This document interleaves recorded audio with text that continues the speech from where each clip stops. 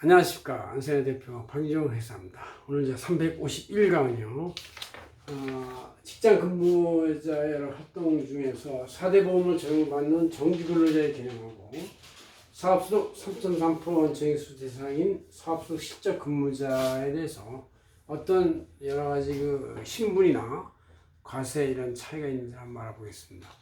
여러분들 이것은 2020년 9월 9일자 안세 재행되는 표지에 이렇게 쭉 나와 있는 거를 이제 제가 한번 A4를 뽑았으니까 보시고 제가 그냥 강의를 이제 하겠습니다.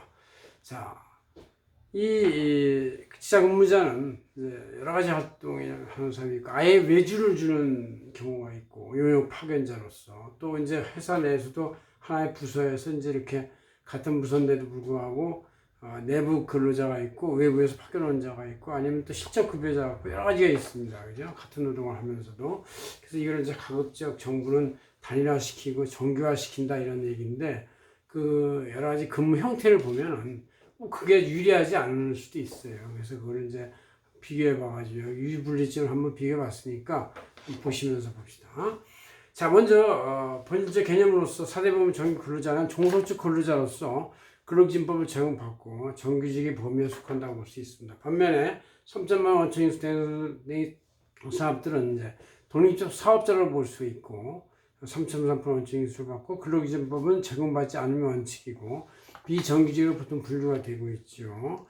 이 4대 보험에 있어서는 4대 보험 근로가입자들은 이제 4대 보험법에 의해서 근로기준법에 의해서 무조건 강제로 가입을 하고 4대 보험 가입을 합니다. 그죠?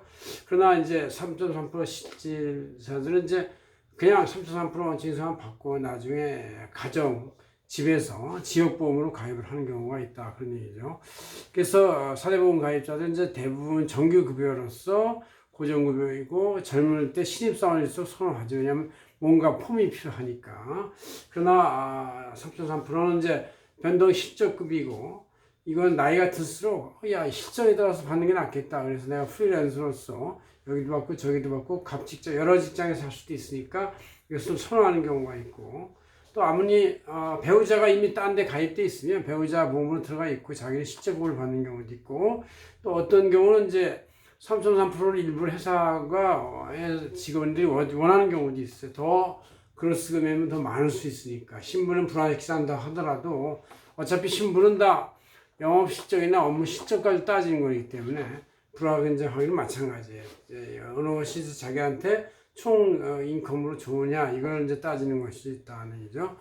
세율은 당연히 근로소득자들은 이제 그 근로소득 금액 전체에 대해서 그냥 약간의 소득공제 빼고 6%부터 42%, 1억 10억 넘으면 45% 적용하게 돼 있지만 사업소득자들은 총 지급액에 대해서 나름대로 필요 비용을 빼줍니다. 그래서 손익계산서 스스로 만들기도 하고 외부 회계사 세무사한테 맡겨가지고 총 금액에서 손익계산서를 첨부한 다음에 나오는 이제 그 순이익에 대해서 이제 종합소득세를 6%부터 42% 곱한 다음에 거기서 3.3% 미리 뺀 거를 이제 선납세를 빼주는 것이다. 그런 얘기죠.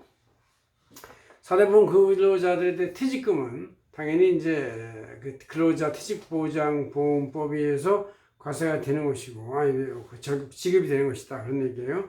그러나 3.3% 원칙 사업 실적자들은 퇴직금에 대해서 근로기준법이 강제되지 않을 수도 있는데, 이게 이제 지속적으로 근무를 하면서 회사의 지침과 명령에 따라서 일을 했다고 치면은 퇴직금이 의무 있다는 판결이 나오고 있습니다. 그래서 이것은 회사 입장에서 볼 때는 3.3 실적 근무자에서도 DC형 퇴직보험에 가입해 주는 것이 더 미리미리 현명할 것이다. 그래서 일부 금액을 디바이드 해가지고 3.3% 줄 금액하고 퇴직금으로 넣을 거하고 따져가지고 구분해 주시면 좋을 것 같다. 그런 생각을 할 수 있습니다.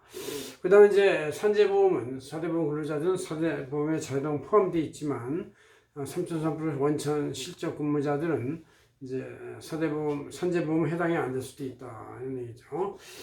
회사가 그래서 산재 사고비를 지급한다. 그런 얘기죠. 이 세금에 대한 서류 마지막으로는 이제 근로소득자들은 이제 1년에 한 번씩 근로소 연말정산을 하게 되고 6개월에 한 번씩 간이식 지급만세를 내는데 이 사업소득 원칙 수수자들은 이제 매월 사업소득에 대한 원칙 지급주소를 3개월 단위 아니면 매월 단위 아니면 6개월 단위로 내는 것이다 이런 얘기죠. 그래서 좀 차이가 있는데 뭐 총 지급액은 별 차이가 없다 하더라도 그 자율성, 고정성, 또 종속성, 독립성 뭐 이런 것들이 차이가 있어가지고 각자의 그 회사 입장이나 수 근무자들 입장에 따라서 원하는 걸 선택할 수가 있다 이런 얘기입니다. 고맙습니다. 한세현 대표 박인종이었습니다.